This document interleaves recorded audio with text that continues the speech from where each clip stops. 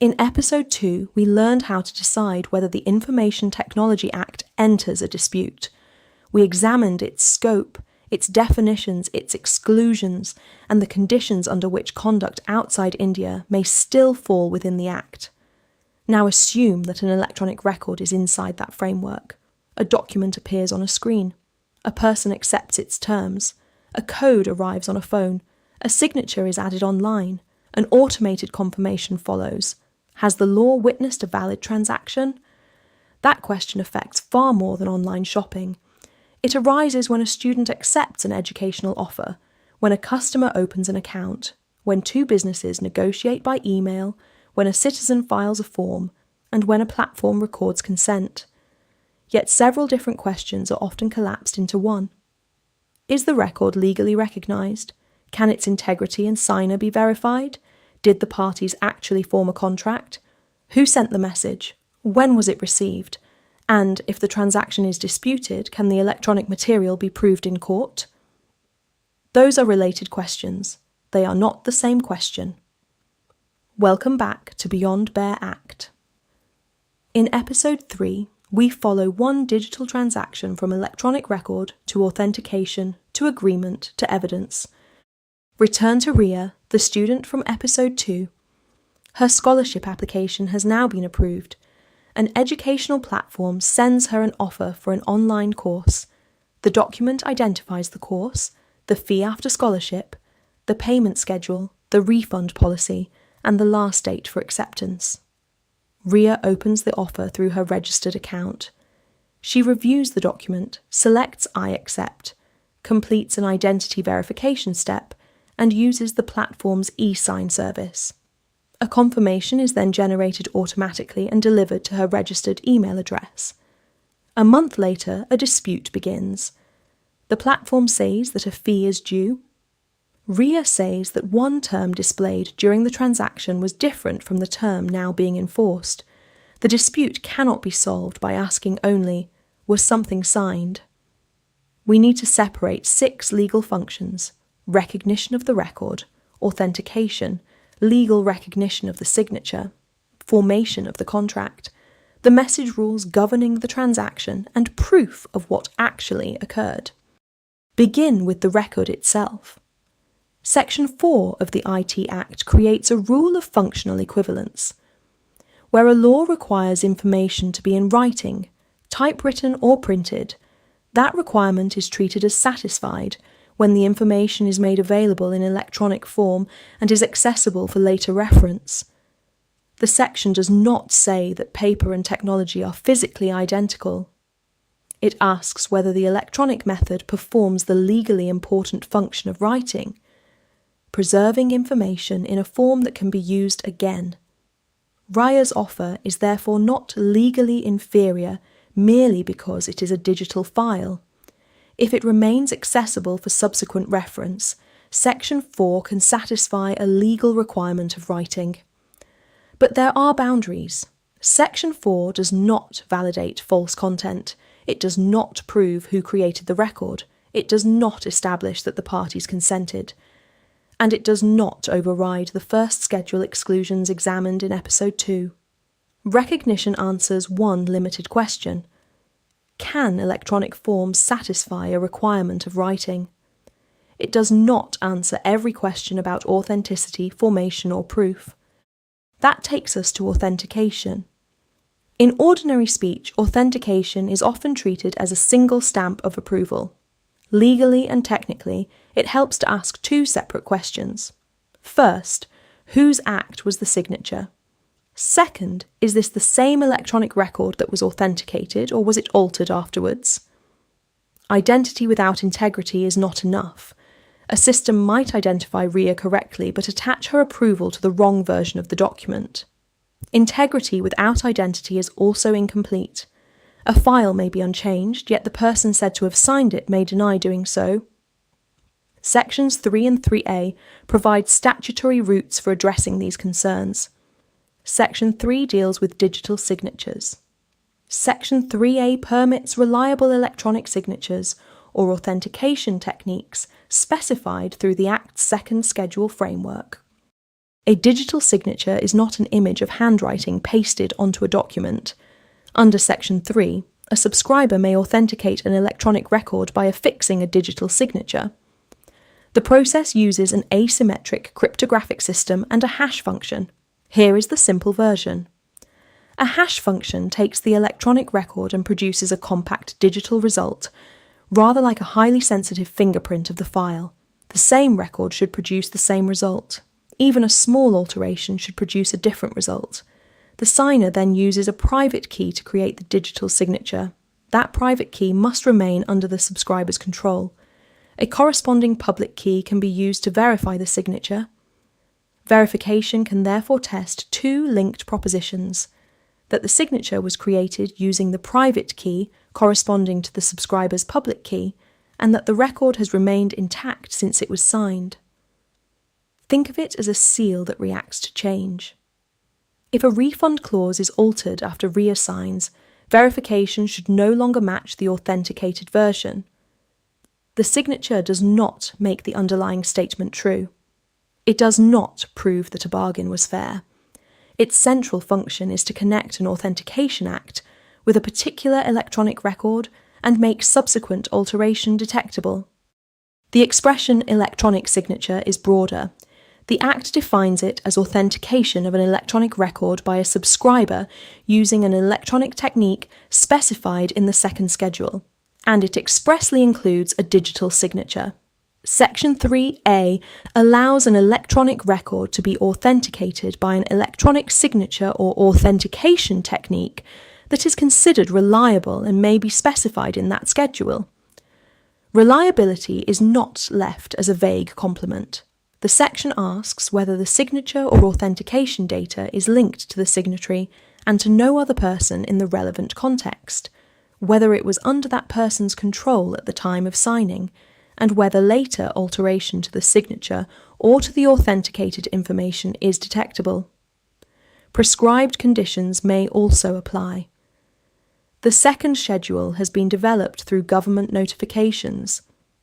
It includes e-authentication techniques supporting online eSign services and, since 2020, a framework for creating and accessing a subscriber's signature key through a trusted third party, subject to identity verification and security requirements. This produces an important hierarchy. Every statutory digital signature is included within the wider expression electronic signature. But not every electronic action that looks like approval is automatically a statutory electronic signature. India's regulated eSign system makes this architecture usable online. The Controller of Certifying Authorities explains that an eSign service can be integrated into an application so that a user may digitally sign a document after identity verification through an accepted eKYC process. Licensed certifying authorities operate within the statutory framework and issue the relevant digital signature certificate. The user-facing experience may include an OTP biometric check or another permitted authentication method. But the OTP is not, by itself, the digital signature. It is better to see the process in stages. The authentication step helps verify the user. The eSign infrastructure then facilitates creation of the cryptographic signature and its connection to the document. The official system also preserves an audit trail. In the common online eSign model, only the document's hash is sent for the signing function, rather than the whole document. So, when Riya enters an OTP as part of a regulated eSign flow, the legally significant result is not simply she typed a code. The question is whether the complete process complied with the applicable electronic signature framework.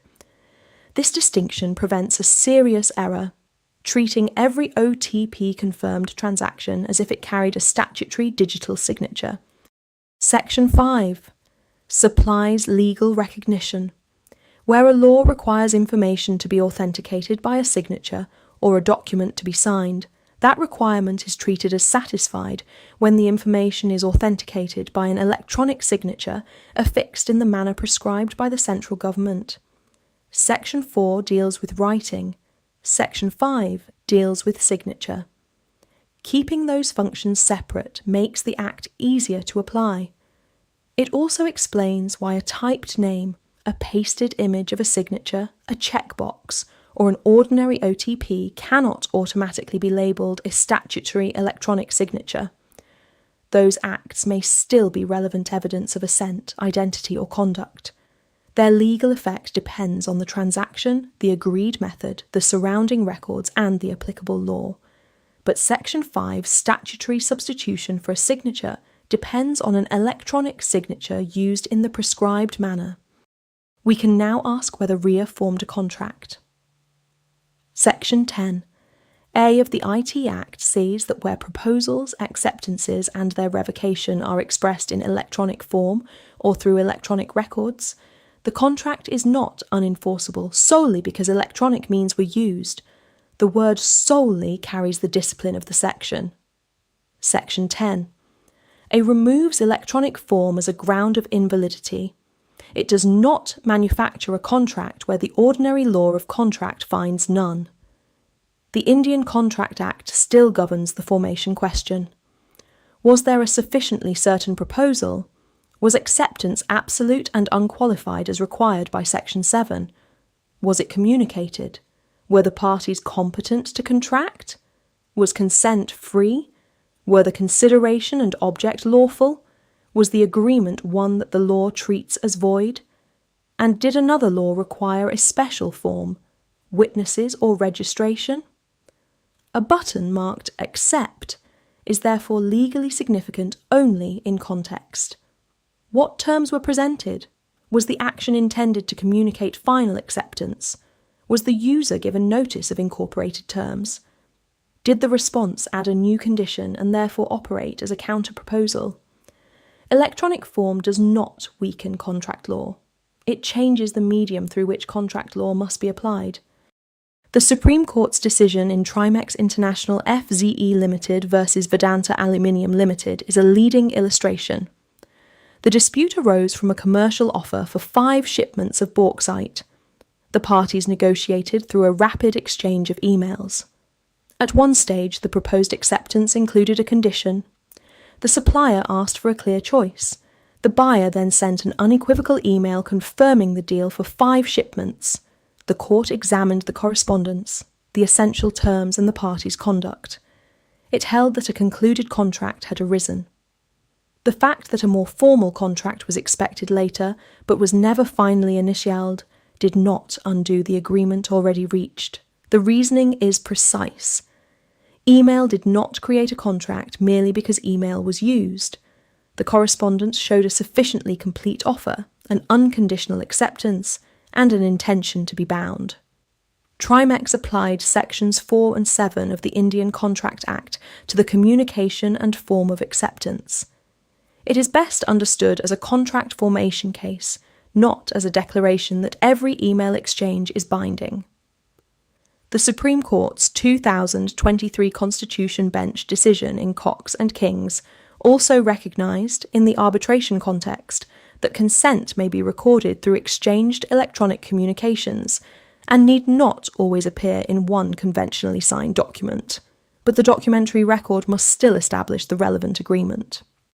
We can now classify common online actions more carefully. Clicking I accept may communicate assent and form part of a contract, especially where the terms are presented clearly and the action is unambiguous. It is not automatically a statutory electronic signature. Typing a name at the end of an email may identify the sender or evidence an intention to adopt the message. Its effect depends on the legal requirement and the evidence. It is not automatically a Section 3A signature. A scanned handwritten signature is an image within an electronic record. It may be evidentially relevant, but it does not perform the cryptographic verification of a digital signature. An OTP may help establish that a person controlled a registered device or completed an authentication step. It is not automatically the signature itself, and a compliant eSign process may produce a legally recognised digital signature within the regulated framework. The practical lesson is simple. Describe what the technology actually did before assigning a legal label to it. Contract formation assumes that we know whose communication we are examining. Section 11 addresses attribution. An electronic record is attributed to the originator if it was sent by the originator, by a person authorized to act on the originator's behalf in relation to that record, or by an information system programmed by or on behalf of the originator to operate automatically. The third category is essential to modern commerce. A platform does not need a human employee to press send for every confirmation. A properly programmed system may generate a record attributable to the originator, but attribution is not a rule that makes an account holder responsible for every message leaving a compromised account. If an intruder sends the message, the facts about authority, programming, credentials, and system control still matter. In Riya's case, the platform's automated acknowledgement can be attributed to the platform if its system was programmed on the platform's behalf to send it. A disputed acceptance allegedly sent from Riya's account requires evidence about what she, an authorized person, or the relevant system actually did. Section 12 deals with acknowledgement of receipt. Unless the originator specifies a particular form or method, acknowledgement may be given by any communication from the addressee, including an automated communication, or by conduct sufficient to indicate that the record was received. Do not confuse acknowledgement with contractual acceptance. "We received your application" ordinarily confirms receipt. It does not necessarily mean "we accept your proposal." Section 12 also allows the originator to make acknowledgement a condition of the record being binding. If that condition was stipulated and no acknowledgement is received, the record is deemed never to have been sent. When no such condition was imposed, but acknowledgement does not arrive within the agreed time or a reasonable time, the originator may notify the addressee, allow a reasonable further period, and then treat the record as though it had never been sent if acknowledgement still does not arrive. Riya's confirmation email therefore matters, but its legal meaning depends on what it acknowledges: receipt of her response, completion of the signature process, or final acceptance by the platform. Section 13 supplies default rules for time and place, unless the originator and addressee have agreed otherwise. Dispatch occurs when the electronic record enters a computer resource outside the originator's control. Receipt depends on whether the addressee designated a computer resource. If a designated resource exists, receipt occurs when the record enters it. If the record is sent to a different resource belonging to the addressee, receipt occurs when the addressee retrieves it. If no resource was designated, receipt occurs when the record enters the addressee's computer resource. This means that "I did not read the email" is not always the same as "the email was not received." If the registered inbox was the designated resource and the message entered it, the statutory time of receipt may already have occurred. The exact system facts and any agreement between the parties still matter. For place, the Act uses a legal deeming rule. The record is deemed dispatched where the originator has the relevant place of business, and received where the addressee has the relevant place of business. The physical location of the server may be somewhere else. Section 13 therefore separates network geography from legal place. That distinction can matter for deadlines, contractual communication, and jurisdictional analysis, although it does not by itself answer every jurisdiction question. We have reached the distinction that saves the most confusion. A transaction may be legally possible in electronic form and still be badly proved. Since 1 July 2024, the Bharatiya Sakshya Adhiniyam 2023 governs the current law of evidence, subject to its transitional provisions. Section 61 says that an electronic or digital record is not to be denied admissibility merely because it is electronic, and gives it the same legal effect, validity and enforceability as another document subject to Section 63. Section 62 directs that the contents of electronic records may be proved in accordance with Section 63. Section 63 addresses computer outputs and sets conditions concerning regular use, ordinary course input, proper operation, and accurate reproduction. When the provision is invoked to submit an electronic record, subsection 4 requires the prescribed certificate identifying the record, explaining how it was produced, providing appropriate device particulars, and addressing the statutory conditions. The current schedule supplies the certificate format. This does not mean that every original electronic device must always be dragged into court, or that every screenshot is automatically worthless. The correct route depends on what record is being produced, whether it is an original or a computer output, how it was obtained, whether it is disputed, and which evidentiary provision applies.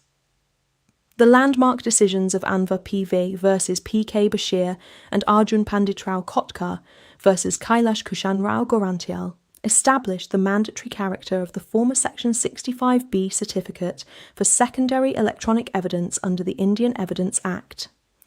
Their reasoning remains important background to the present framework.